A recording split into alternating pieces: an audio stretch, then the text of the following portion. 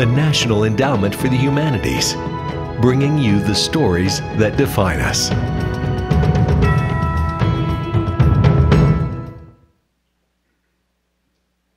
Welcome to the History Film Forum.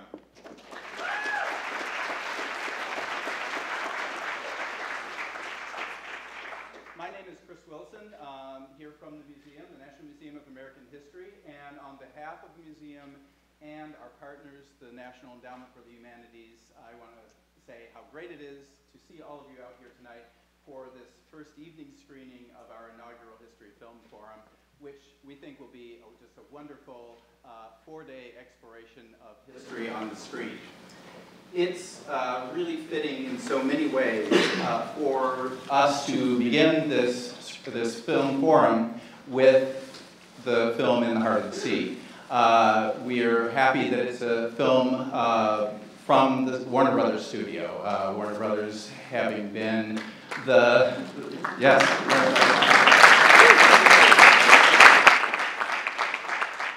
Warner Brothers having helped us renovate this wonderful space.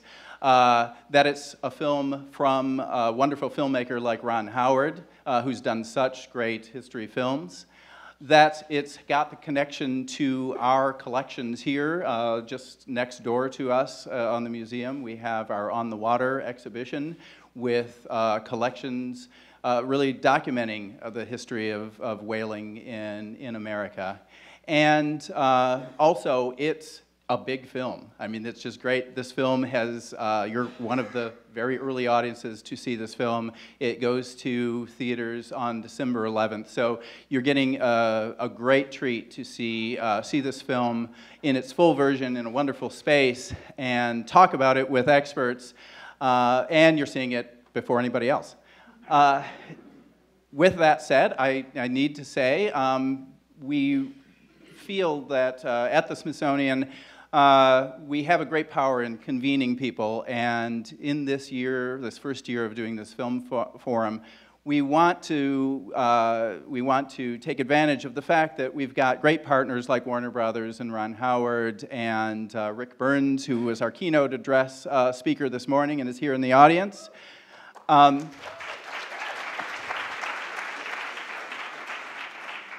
Later this weekend on Saturday, Gary Ross will be sharing some footage from his upcoming film, The Free State of Jones. And we want that to continue. We want artists to share their work with us very early in the process and have a chance for a really meaningful discussion about that. So because of that, and because you're seeing this film before it goes to theater, we do need to ask that all cell phones are turned off and that there is no recording in the theater during the film. With that said, it's time to begin our program, and to welcome you to the museum, I'd like to introduce our director, John Gray.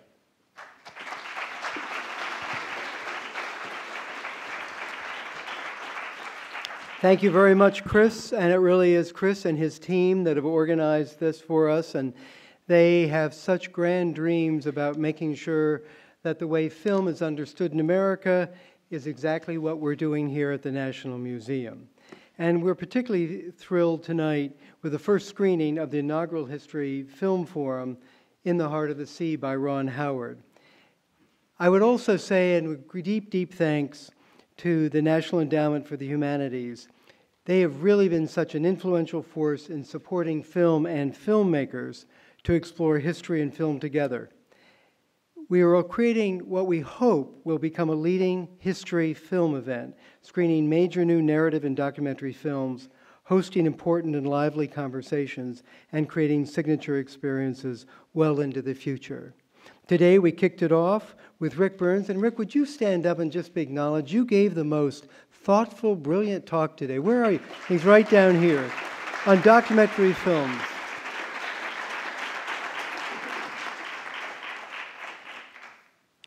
Our National Museum is the gateway for so many people to connect with and share our American past through our unparalleled collection of national treasures, where we explore the fundamental ideals and ideas of America, such as freedom, opportunity, democracy. And I'm thrilled that we can offer that experience to over 5 million visitors here in Washington during the year, and so many more millions online. But millions of other people enter history through movies, particularly the work of skilled filmmakers and storytellers like Ron Howard. Our new partnership with the NEH will examine how history filmmaking reveals both truth and myth, and how we, as a society, view ourselves. Please come back to the museum, watch, listen, and participate. We're extremely grateful to be working with Warner Brothers to present this gripping tale of struggle and survival that has captivated people since the 19th century. Through Warner Brothers' generosity, we renovated this theater into a breathtaking space to experience film and to present many provoking and fantastic programs. And it's so appropriate and wonderful to begin our new film forum with a film from that great studio. We'd like to acknowledge one of our most active and supportive board members and the retired chairman of Warner Brothers Entertainment, Barry Myers, and we thank him for his support and his continued involvement. Barry, where are you? He's down there. Thank you, Barry. It's also fitting to begin the forum with a film focused on maritime and whaling history. The museum does have a vast collection of artifacts related to maritime history, many of which you can see just next door in On the Water, Stories from Maritime America. It represents the broadest sweep of American history, and these objects have been collected over more than a century and reflect the broad patterns of technological, economic, social, and cultural change.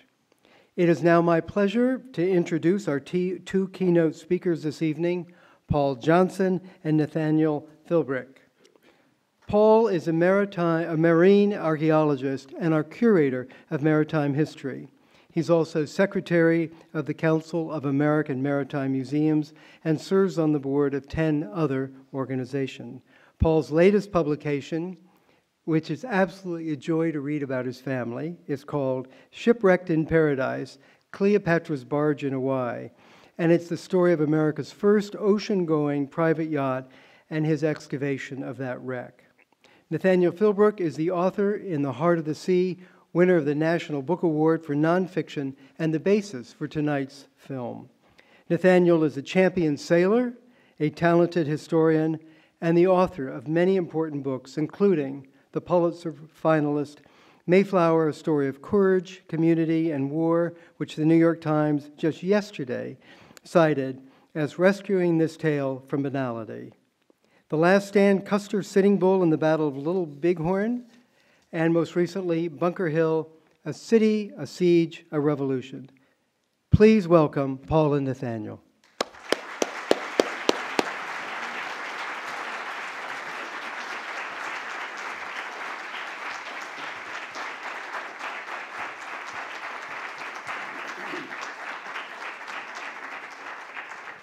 Let's start with a sea shanty, Nat, just to see if these mics are on.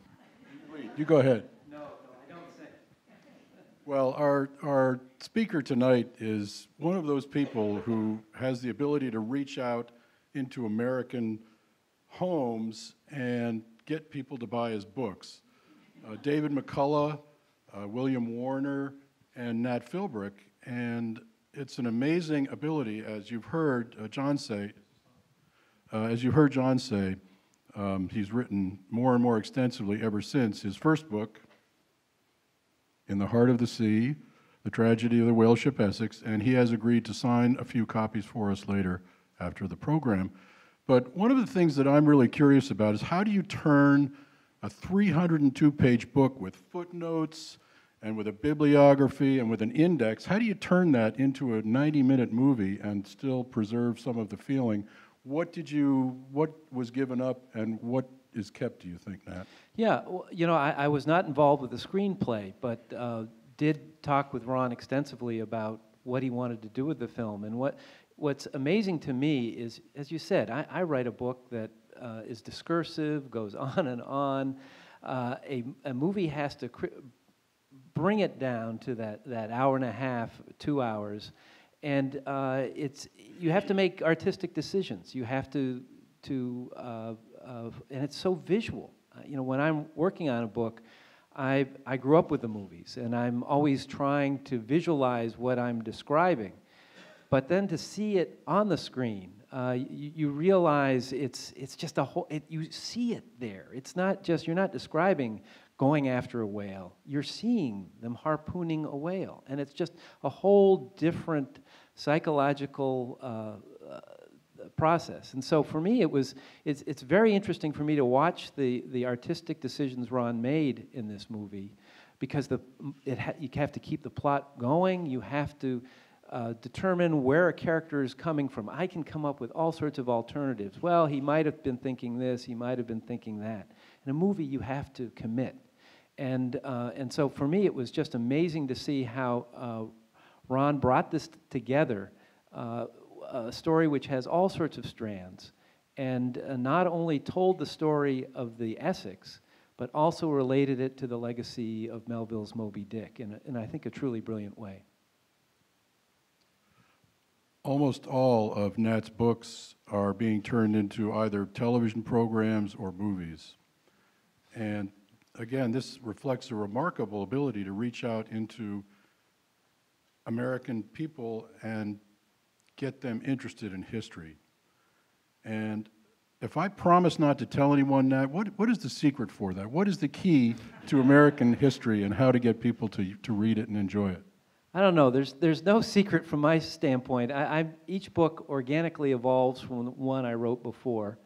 And you know, I don't write these books because I'm an expert in the material. I write these books because I'm curious about the topic, and I haven't found a book that answers a lot of the questions I have. And so I set upon a journey of trying to figure it out. And my books are as much a chronicle of that act of discovery as they are a description of what I think happened. And I have to say, for me, the work of academic historians is an absolutely essential resource, and it's getting into the archives, holding that journal, those letters, that really connect you in a way that is the essential source when it comes to trying to bring the past alive. I began life as a journalist, and journalists tell us what it's like to be alive today. I think I'm always been trying to apply sort of a journalistic sense of life as lived to the past and history. Well, the story we're going to see tonight, the boat is stove in. I don't think I'm giving away too much of the story by saying that a whale hit the boat and it sank. And the guys got into 3 little boats, and they made a decision right there. They decided to go left instead of right. They didn't want to go right because they didn't want to get eaten by South Pacific cannibals. Again, I don't want to give away the whole story, but they went left, and they ended up on a 3-month, 4,100-mile journey. And in trying to put yourself into their head, Nat, if you had been an officer of the Essex, would you have made the same choice? Or would you have taken a chance and maybe ended up in somebody's pot?